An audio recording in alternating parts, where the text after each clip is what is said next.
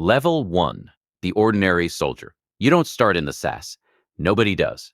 The Australian Special Air Service Regiment doesn't recruit from the street. It selects from soldiers who have already spent years proving themselves in a military that most Australians don't think about until there's a war on. You start as a rifleman in the Royal Australian Infantry Corps, or a signaller, or a combat engineer. You go through Kapooka. You spend weeks being broken down and rebuilt into something functional. You pass your employment training. You get posted to a battalion, maybe 2 RAR in Townsville, maybe 6 RAR in Brisbane, and you start doing the work. You deploy East Timor, Afghanistan, Iraq, the Solomon Islands, places that appear briefly in the news and then disappear from public attention while the people sent there keep returning year after year, carrying things the news forgot to report. By the time you're a corporal, you've done 2 or 3 overseas rotations. You've led a section in contact, you've called in fire support and carried a man to a helicopter and written a citation for someone who deserved it and attended a funeral for someone who deserved better. You are, by any objective standard, an exceptional soldier. Your platoon commander says so. Your sergeant major says so. And then one day someone mentions the Pilbara Regiment, mentions the commandos, mentions the word Swanbourne, and something in you shifts. Not ambition exactly, something quieter than that. A need to find out if you're actually as good as you think you are. You start asking questions, you start running longer, you start putting weight in your pack before dawn and heading into the hills because you've heard things about what the selection course involves and you want to know if you can survive it. You show up to the briefing. A sergeant in civilian clothes gives you nothing. He tells you the pass rate, he tells you when to report, he tells you what to bring. He does not tell you what it will cost. Level 2, the selection course. The Special Air Service Regiment selection course runs approximately 3 weeks. It takes place in the bush outside Swanbourne Barracks in Western Australia, and then in the Stirling Ranges, and then wherever the directing staff decide you need to be next. It is not designed to test your fitness. Fitness is assumed. Selection is designed to test the thing underneath fitness, the thing that keeps a man moving when his body has genuinely run out of reasons to continue. You ruck. You carry weight across distances that are never told to you in advance. The directing staff do not tell you how far today's route is. They do not tell you what time you need to finish. They do not tell you whether you're ahead or behind, or whether the man who just passed you on that ridgeline is about to be selected or about to be binned. The silence is the test. The total absence of information is the test. Most military training involves someone pushing you, an instructor's voice at the back of your skull, rage or encouragement. It doesn't matter. External motivation is external motivation, and it keeps you moving in a direction someone else has chosen. Selection removes all of that. There is no one pushing you. The directing staff observe and record and say nothing. Their indifference is precise and deliberate, and it is more brutal than any amount of shouting because it forces you to locate the source of your own forward movement and pull from it directly. Without intermediary, candidates quit. They stop walking and sit down and wait to be collected. Some of them are excellent soldiers. Some of them are extraordinary soldiers. The selection course is not measuring excellence in a conventional sense.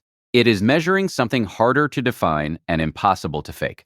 A specific kind of stubbornness that reads like calm from the outside, but feels from the inside like choosing pain over surrender so many times that the choice eventually stops being a choice and becomes the only available response. You pass, you feel nothing when you're told. The feeling that comes after isn't pride, it's closer to recognition. You found the thing you were looking for. Now you have to learn what to do with it. Level 3, the reinforcement cycle passing selection, means you are now eligible to be trained. It does not mean you are SAS. The reinforcement cycle lasts approximately 12 months. In some configurations, it is longer. In some ways, it never ends.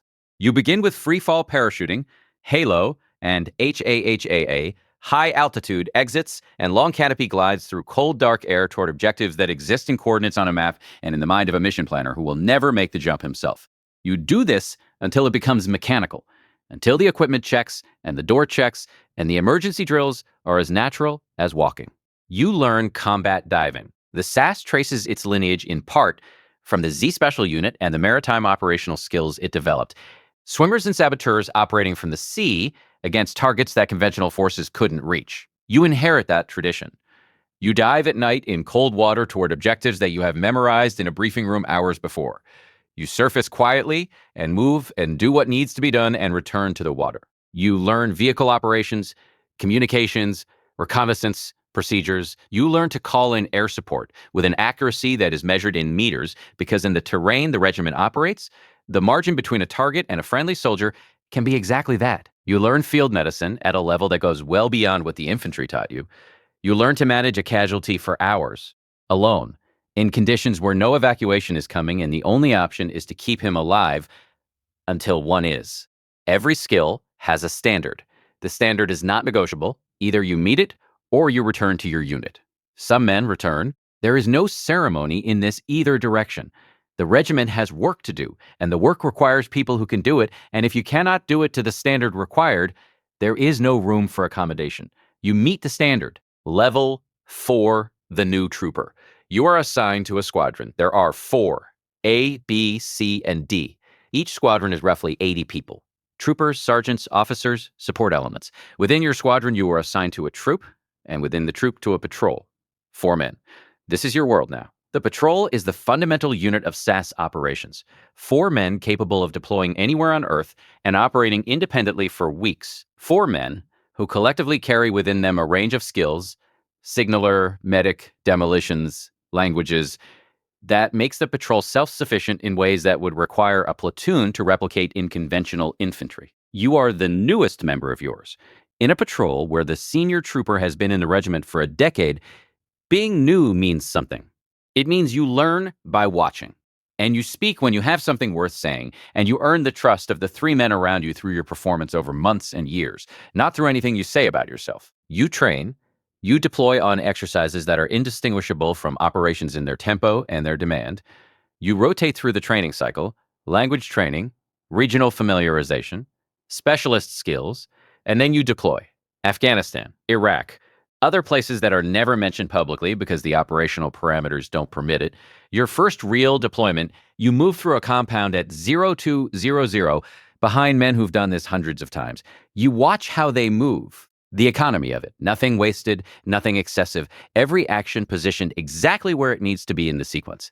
When it's over, you debrief in a room that smells of dust and equipment, and you listen more than you speak because you know that what you have to learn here cannot be learned anywhere else, and the men around you are the only ones who can teach it. Level 5, the experienced trooper, 4 years in the regiment, multiple deployments.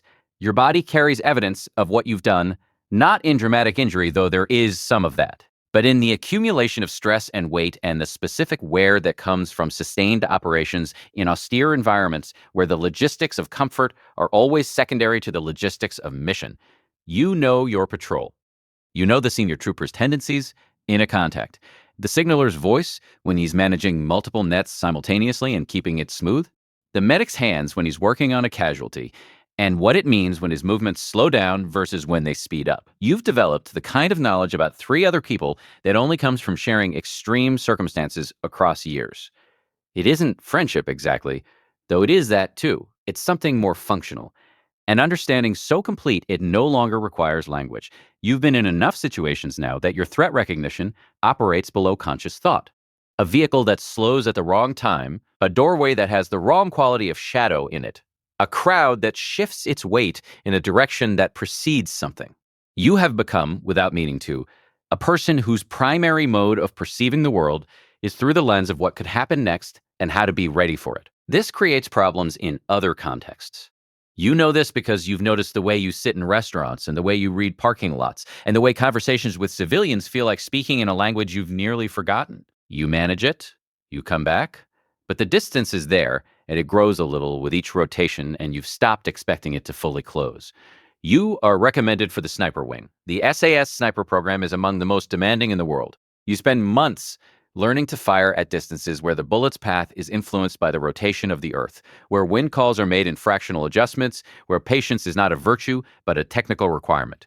You sit in hides for days. You become comfortable with the weight of a scope and the arithmetic of long distance and the particular stillness required to shoot once accurately from a position no one knows you occupy at a target no one will publicly acknowledge was selected.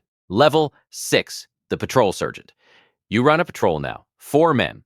Their lives, in the most literal possible sense, are influenced by the quality of your decisions. A patrol sergeant in the SAS operates with a level of autonomy that doesn't exist anywhere else in the Australian military. On a long-range reconnaissance mission in denied territory, you are the ranking authority for your four-man element for days or weeks at a time. The decisions you make, whether to abort to the extraction point, whether to engage or avoid, whether to push deeper into an area that's hotter than the intelligence suggested, are made in the field, in real time, with imperfect information, and the full weight of consequence attached to each one. You plan operations with a precision that begins weeks before execution. You absorb the intelligence package, you identify the gaps in it, you request the additional collection that would reduce the uncertainty, you build the plan around what is confirmed rather than what is assumed. And then you brief it and rehearse it and brief it again, because the difference between a good plan and a great plan is often the quality of the rehearsal.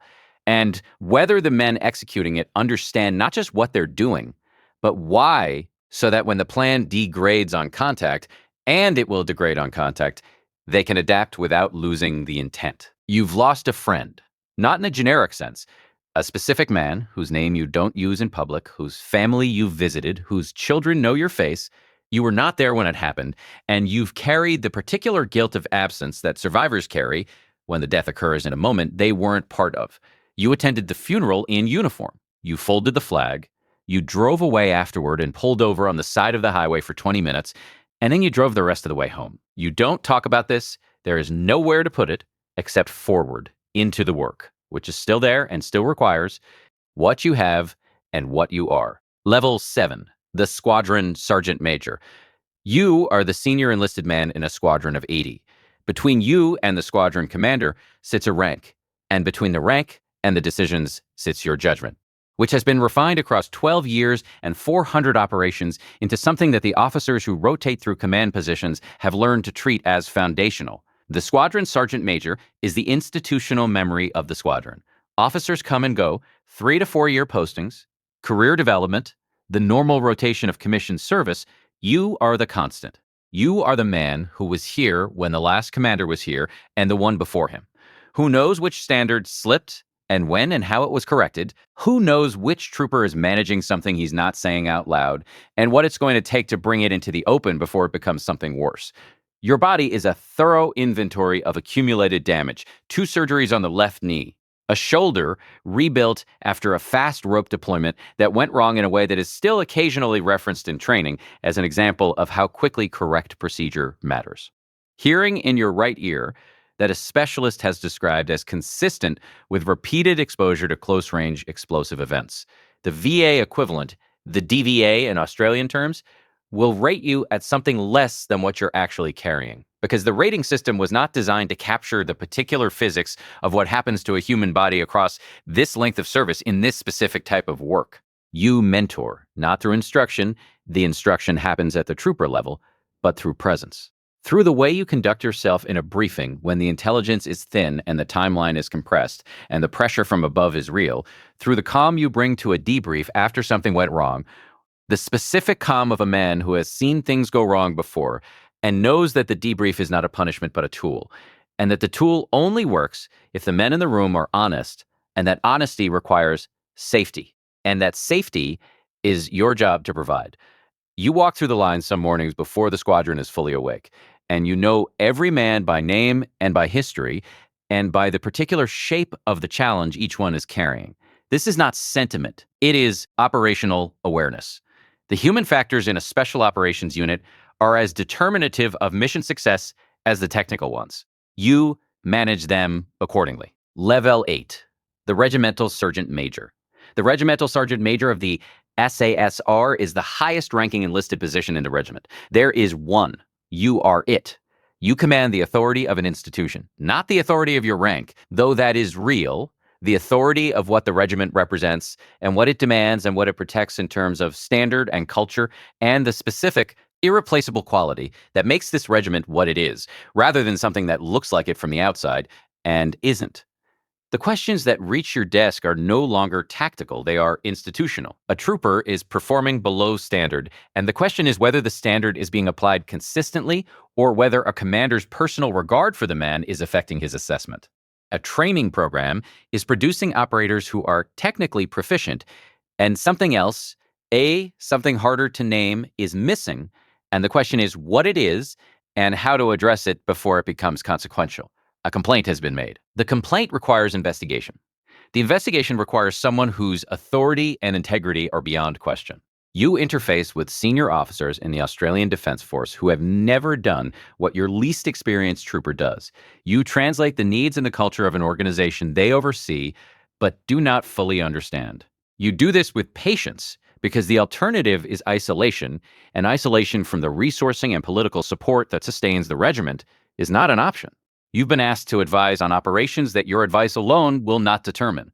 There are commanders and intelligence officials and ministers and lawyers whose input shapes the final decision, but your input is sought and weighed because you are the person in the room who has done it, not planned it, done it. You think sometimes about the sergeant you were at 26, rusting through the Sterling Ranges with a pack that weighed more than made sense and no idea how much of this was still ahead of you. You wouldn't warn him. He needed to find out for himself. They all do. Level 9, the retreat. You leave the regiment. The exit is quiet. The regiment's exits are always quiet. There is a function, not public, not reported, not photographed, where men who have worked alongside you say things that are understated in the way that everything in this culture is understated, which means they carry more weight than the words themselves suggest. Someone makes a joke. Someone else says something true. You drink, and then you leave, and then you are no longer a serving member of the Australian Special Air Service Regiment. Your service record lists your postings. It does not list what you did at them, the operations you conducted, the targets you collected intelligence on, the direct actions you participated in, the hostage rescues, the training you delivered to partner forces in countries whose names it would be inconvenient to publish. None of this appears anywhere. A journalist or a family member or a curious civilian could find it. You were there. The record says you were elsewhere. You take a job. Private security consulting, because the skills transfer and the clients are willing to pay for a version of what you do without the complications of government service. Or you stay adjacent to the intelligence community, working as a contractor on programs that use your knowledge of the operational environment in ways that continue to be useful. Or you try, with genuine effort, to become a person who works in an office and attends meetings and manages a calendar and responds to emails about things that are, by any objective measure, not urgent. The adjustment is harder than the selection course. The selection course was hard in a way you understood. This is hard in a way that nobody warned you about, and that the culture you came from doesn't have language for, because the culture you came from does not talk about hard in emotional terms. Hard is physical. Hard is tactical. Hard is the thing you push through on the way to the objective. This is different. This is standing in a shopping center on a Tuesday afternoon with nothing that requires your full attention and feeling the absence of that requirement as something close to loss. You call the men you served with. They call you. You meet in places where you can sit with your back to a wall and talk about things that require no explanation because the person across from you was there.